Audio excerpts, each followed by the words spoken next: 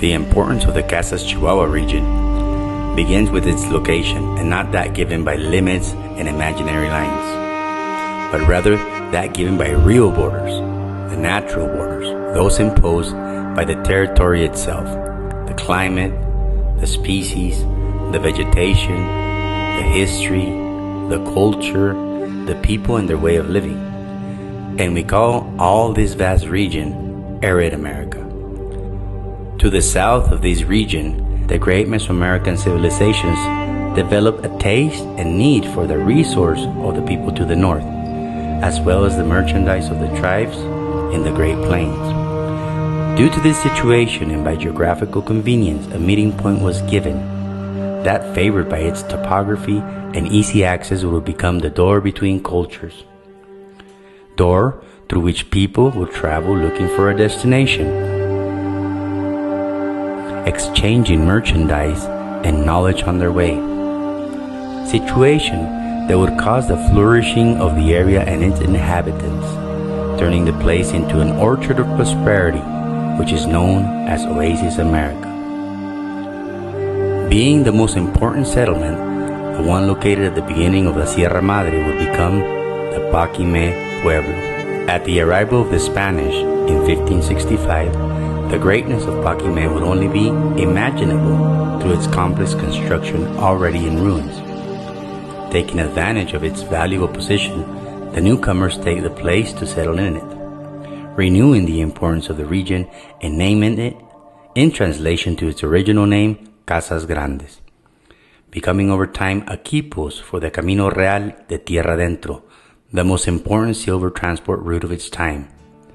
Once again, consolidating itself as the center of culture and economy of the region. Casas Chihuahua is undoubtedly a multicultural mosaic and the gateway to Mexico.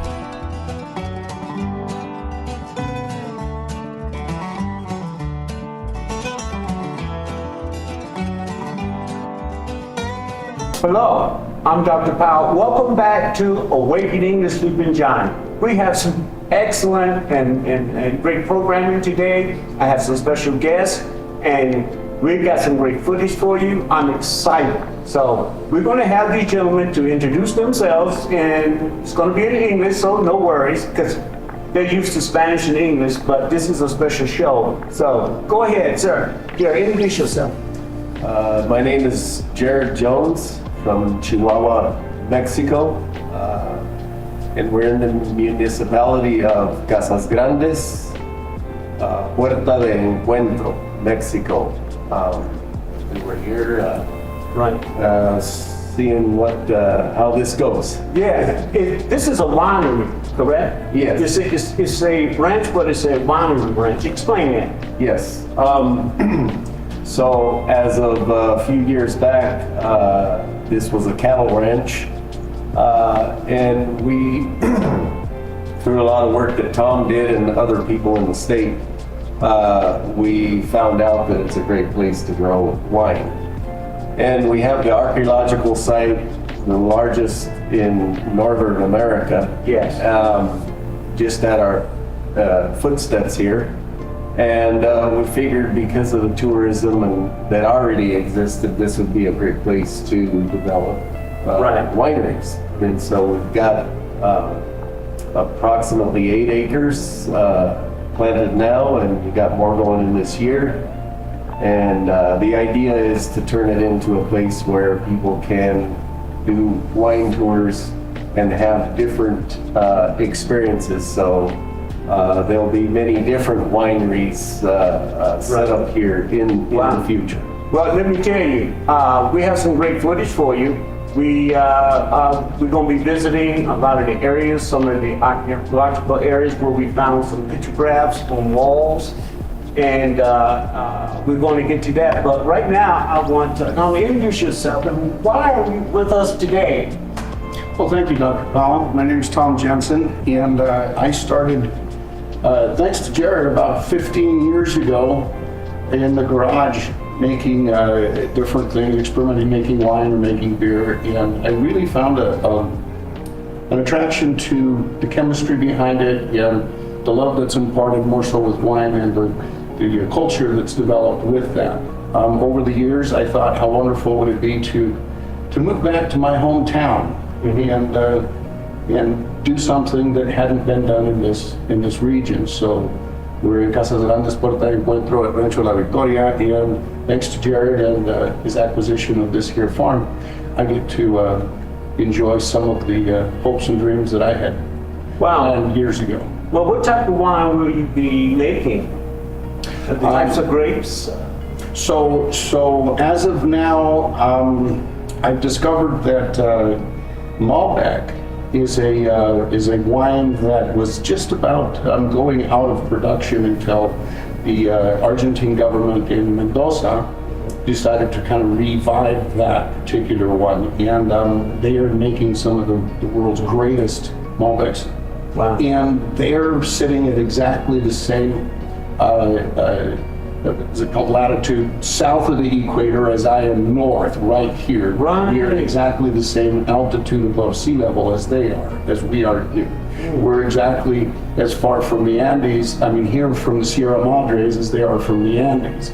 And we share 0.001% of identical heat and cool throughout the year on average. A great balance. So I figured, wonderful, let's start with a lot of the Malbecs. Malbecs have done well so far.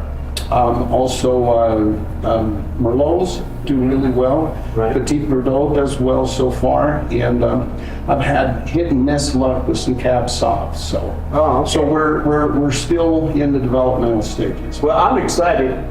Jared, what type of wine? Well, actually, I know this is right, but what's your favorite wine?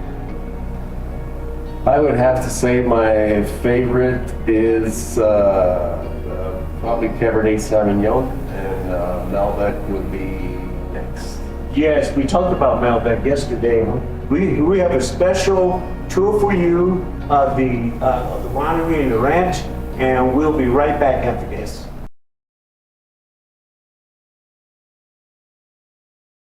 Hello, I'm Dr. Powell. Welcome back. We have a special introduction for you. While we're here at the vineyard, we have a steer and we have a cowboy. So our guest is going to explain to us what's going on. Gotcha. Don Tachito, ¿cuántos años tienes aquí en el rancho? Primero que nada, ¿cuántos años tienes de vaquero? Pues ni sé, pues sí, tengo 80 años y empecé a trabajar como de unos 18 o 20. Es como 60 años. Sí, como 60 años. De vaquero. De vaquero en los ranchos. Entonces, usted es de los vaqueros que el mundo ya no está produciendo, ¿ah?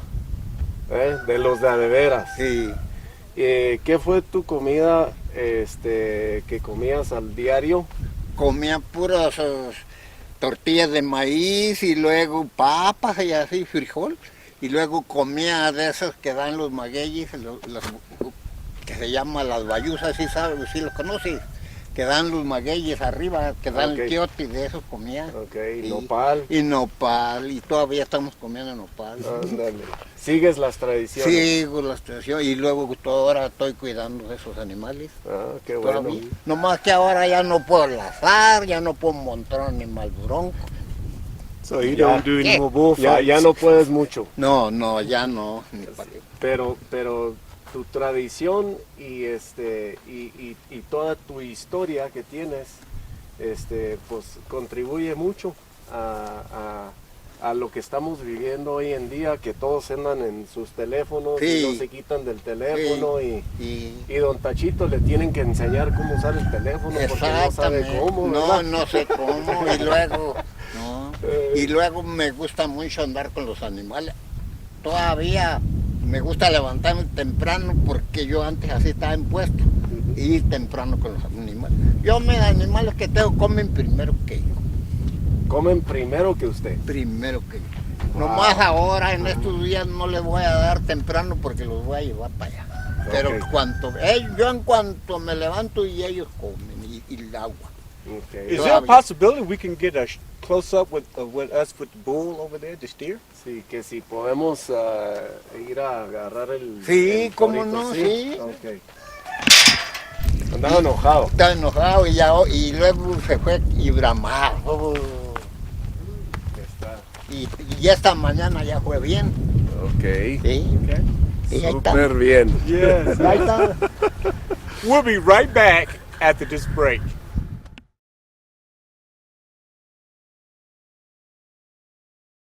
Welcome to Casas Grandes, Puerta de Encuentro, Chihuahua, Mexico.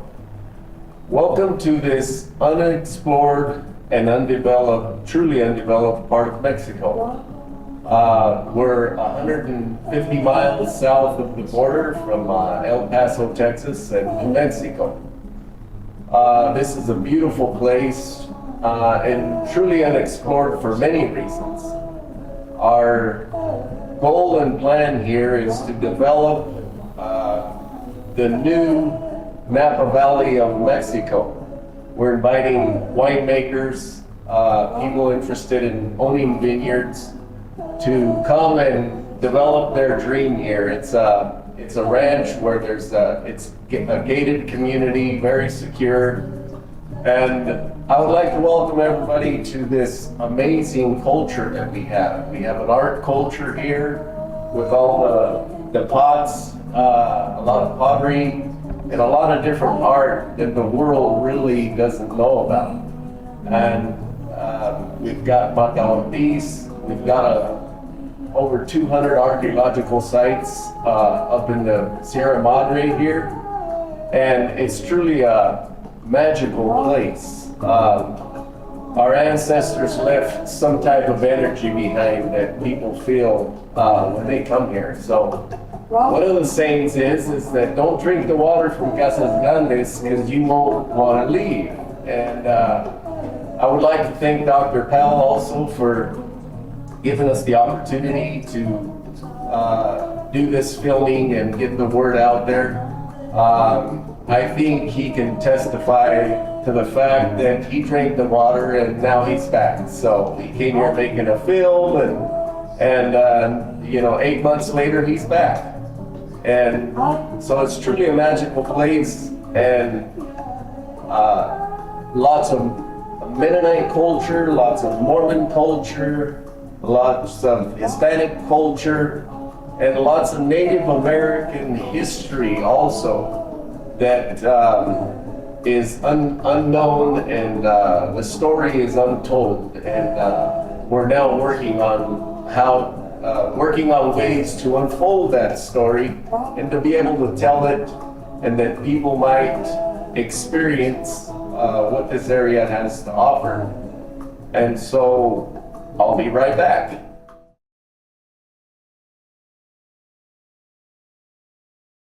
Hello, I'm Dr. Powell. Welcome back to Awakening the Sleeping Giant. And we have a special program. We're doing a special documentary here at the winery.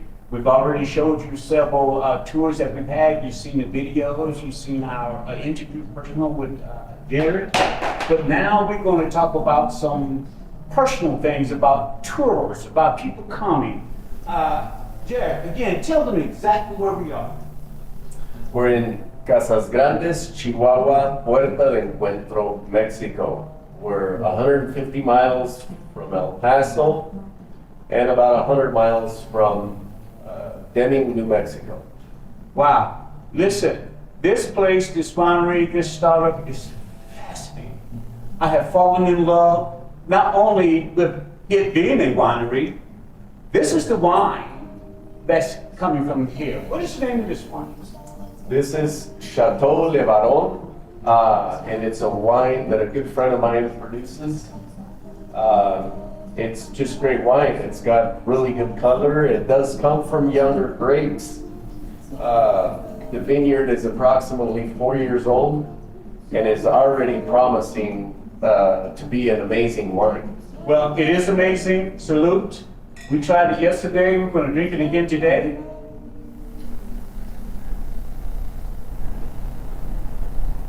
Yes, smooth. It's delicious. You're talking about with a T-bone steak? Forget about it. Perfecto. Gary, how long have you been putting this project together? This project, from the purchase of the land, has been going on for approximately 5 years. 5 years. Yes. 5 years. You have really done a lot in 5 years. Yes. Well, most of that time was spent on negotiating the property. It had some conflicts, legal conflicts. No, it's okay. Listen, anytime you're dealing with contracts, there are issues. However, here, where we are now, you should see the layout of the land. It is gorgeous, beautiful, the pottery, the things that we're finding, the pictographs on the mountains inside of the climbing walls.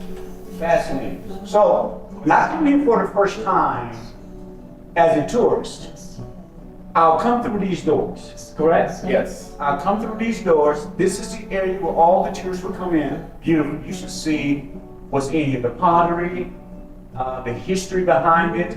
I am fascinated. I'm blown away with all this history. So, is it a cost to have a tour, or is it free? There's a cost. We do wine tours. Right. They're fairly accessible. I mean, at this point right now, they're with charcuterie and wine tasting and all that, they're running about $25. Affordable. Very affordable. Yes. This new fresh wine, delicious, it's fresh. I taste the berries, I taste the wood like oak. It has a nice blend and a nice flavor. And it is amazing to be able to taste wine for the first time on a place like this. Yes. A new wine. I mean, you wonder when you go into grocery stores or out super in different places to purchase this wine, you wonder, well, how do they make wine? How long does it take? So, if I decide to get an acre of land and do a vineyard under your tutelage, Yes. how long would it take for me to see any results? You could produce wine by the third year. But to really produce a good wine and be in full production, it takes approximately 4 years. Okay. There's great opportunities there because so many people would like to have their own winery. I compare a winery to the ocean in many cases, Right. or the beautiful Rocky Mountains. It's just something. It's a cultivar that brings a certain ambience to the area that's very enjoyable. And so Yes. we'd like to develop this area to be, a place where people can come and host events Right. or weddings Wow, yes. or quinceañeras here in Mexico. That's a big tradition here in A Mexico. place to renew and refresh. Yes, exactly. And the land itself kind of gives you that refreshing experience by itself, just because of the culture and the energy of the place. And then you add the wine to it. Well, you're getting 2 for 1 here. So When you was telling me and explaining about owning your own vineyard, an acre or so, I'm sold. I really want to own. I've always wanted to own a vineyard and winery. So let me say, after the 4th year, you invest. How many bottles would you get out of one batch? About 10,000 bottles? it's about what comes out of, on an acre, you're probably talking 3,500 bottles Wow. out of 1 acre. That's a great investment that's sitting and growing and maturing in the ground. So I won't have to get my hands dirty. I might have to go out there and prune or anything. Is that included in the package? We offer the services, so we will recommend you the right people to take care of your vineyard, to prune your vineyard, to harvest your vineyard. And then also we'll have wineries here that can produce the wine for you. Wow. So it'll be a really hands-free opportunity because all those services will be included. So they come at a cost, but it's reasonable and it's market value for Mexico, which is fairly reasonable. labor's cheaper, and stuff like that. So. One of the reasons why I'm interested in a winery because it's a great investment. Not only that, look at the camaraderie of people that you deal with. And I don't have to go out there and pull and get my hands dirty. So I just need to make an investment and in about 4 years watch it grow. Yes. It's just like investing funds in the S&P 500 or anything like that. Yeah. Yes. It is very much like that. If you do get your hands dirty, or you want to get your If I want to. then you can do that. And that's also fun too. So I can bring my family, I can bring my friends and say, hey, this is my winery, this is my grapes. I can say that. Yes, and you'll have the person out there when you're pruning your grapes or you're harvesting your grapes, and they'll be telling you how to do it, and you can be part of that whole process. That is fascinating. I'm very, do you hear this? Never, this is a once in a lifetime opportunity. I've never heard of this before. This is fascinating. This is changing the landscape here in Casa Grande. This massive undertaking. I'm so grateful. I thank God for giving me an opportunity to be able to meet Jared and to be able to do a documentary, a talk show, and a series for him because we want to see, we've already did it before, we're going to see during and after. We're going to come back in August and we're going to see all the greenery and see how things have grown. And that's what I want you to stay tuned for, okay? So, Jared, is there anything else you would like to say to them before we end this show? Anything else? I would say welcome. We're here to serve and take care of whoever decides to get involved in this project. It is a private ranch, and so it has a private entrance. It's very secure, and all of those terms. And the culture around here, you know, my blood is English and Scottish, and so. And we're here, there's a great culture, a great mixture of cultures, right, which goes along with the story that's been here for thousands of years. You know, Bakime, that's what it was about. It was. So you're just revitalizing what was already here. Yes, yes. Wow, and I know that one important thing when you come, there's going to be wildlife around. We saw deer. We saw hawks. We saw, what was the little birds? The hawks. The small. Oh, that's the quail. The quail. That was fascinating to watch that. And once again, I want to make sure that you understand the layout of this, with the river basin, all the things that are around here, what he's planting on the plateau, and all the houses and the things that you're putting here in his vineyards. I'm blown away. Listen, this is a great opportunity in a lifetime to get in on ground level on the winery. Oh, we can go to any winery that's already up and running and selling billions of bottles around the world, but how did they get there? Yes. How did they get there? Right here. This is the beginning stage of it. That's how they got there. So I'm very excited. I'm Dr. Powell. I want to thank you for the opportunity. Thank you, Doctor. And you're going to be blessed because God is so into this. And the spiritualism that's going on and culture and the things and the vibes that we feel. Yes. It is fascinating. Once again, I'm Dr. Powell. This is Awakening the Sleeping Giants. I am here in, where are we? Casas Grandes, Chihuahua, Puerto de Encuentro de México. Yes, and the name of this ranch? La Victoria. La Victoria. I like that. The victory. The victory. Yes. I didn't know they did that, but that's fascinating. Once again, we want to thank you, and we will see you soon. God bless you.